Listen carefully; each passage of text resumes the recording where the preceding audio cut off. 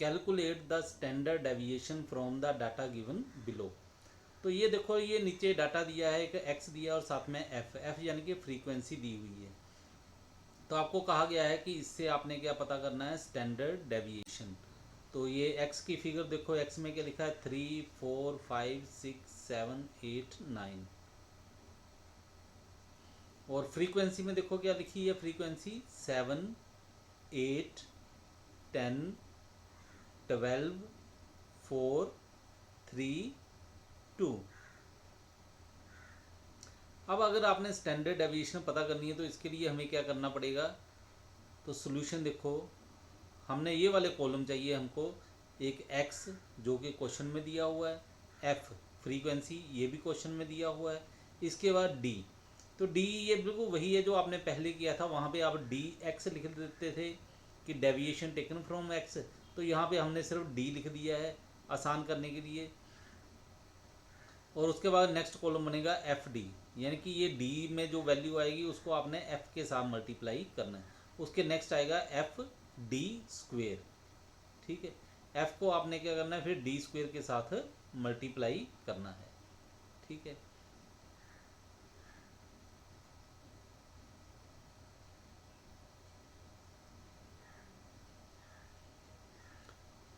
तो अब डी के बारे में देखते हैं, डी कैसे पता करना है। हमने डी के लिए हमने क्या किया है, आपने किसी भी नंबर को अज्यूम कर लेना। आपने यहाँ पे एक्स में क्या किया, हमने 6 को ए मान लिया है, अज्यूम्ड मीन, यानी कि डेविएशन टेकन फ्रॉम मीन करनी है।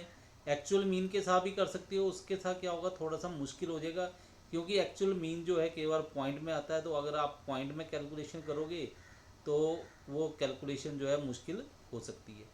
तो आपने 6 को ए मान लिया, यानी कि अज्यूम्ड मीन मान लिया है। तो अब इसको कैलकुलेट करके देखो, आप डी की वैल्यू क्या आएगी, 3 माइनस 6।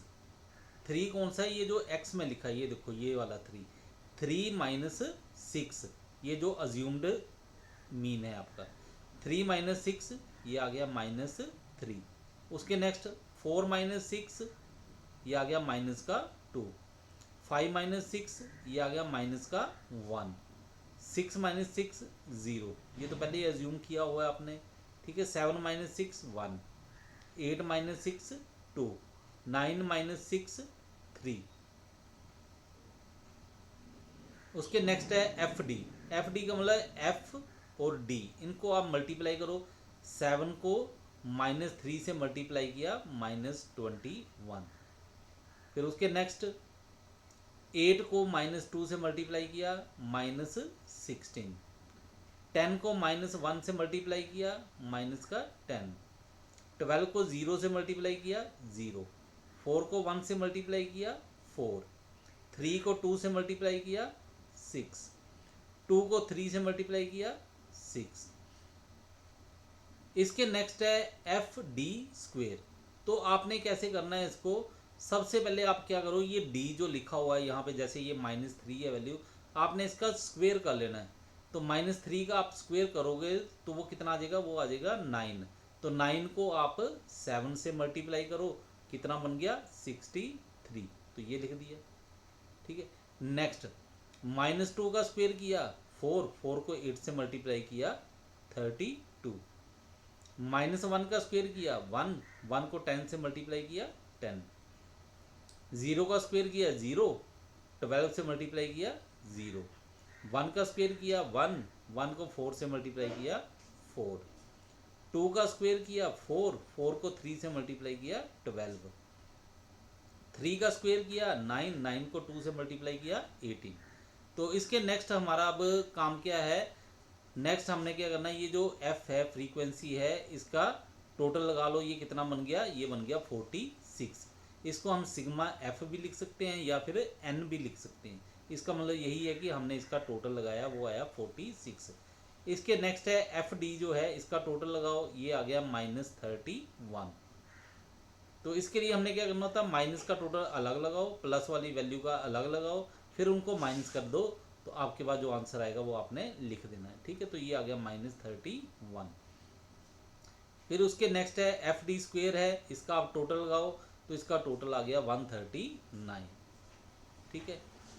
अब इसके नेक्स्ट हमने क्या करना है, ये टेबल बना लिया हमने, वैल्यू पता कर ली है। इन वैल्यूज़ को आप क्या करो, फार्मूला जो है स्टैंडर्ड डेविएशन का उसमें पुट करो, आपका आंसर देखो क्या आता है।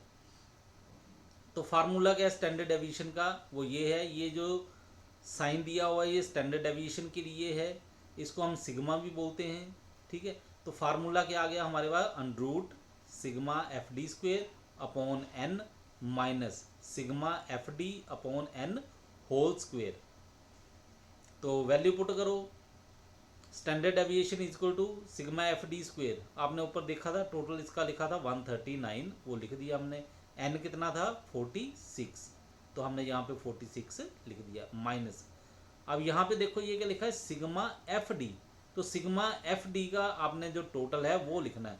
वो आपने पीछे देखा था वो कितना था, माइनस का 31, तो माइनस 31 यहाँ पे लिख दो, -31 अपॉन एन, एन कितना 46, इसका होल स्क्वायर किया।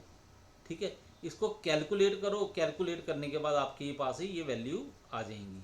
ठीक है, 3.0217 माइनस 0.4541, तो आंसर कितना आ जाएगा, आप आगे आप किसका, तो आप इसको सोल्व करो, सोल्व करके इसका जो आप स्क्वायर रूट करोगे वो आंसर आ जाएगा 1.602। तो कई बार क्या होता है कि क्वेश्चन में आपको कह दिया जाता है कि इसका वेरिएंस पता करो, तो वेरिएंस पता करने के लिए आपने क्या करना है, ये जो स्टैंडर्ड डेविएशन है आपने क्या करना है, उसका स्क्वायर कर देना है स्टैंडर्ड डेविएशन को। तो स्टैंडर्ड डेविएशन आपके पास आई थी 1.602, तो इसका स्क्वायर कर दो, स्क्वायर करके आपका आंसर आ जाएगा 2.566। तो बात आपको क्लियर हो गई होगी। हाँ, लेकिन कई बार क्या होता है क्वेश्चन जो है कंटिन्यूस सीरीज में आ जाता है, तो कंटिन्यूस सीरीज में आपने क्या करना है, ये जो आपके पास क्लास दी होती है जैसे 0 to 10, 10 to 20, आपने क्या करना उसकी मिड वैल्यू पता कर लेनी है, और जो मिड वैल्यू आप पता कर लोगे उसी को आप लिखोगे x स्मॉल लेटर में। फिर उसके बाद आगे आपने जो सोल्व करना क्वेश्चन को बिल्कुल सेम इसी तरह से करना है जैसे आपने सोल्व यहाँ पे किया है।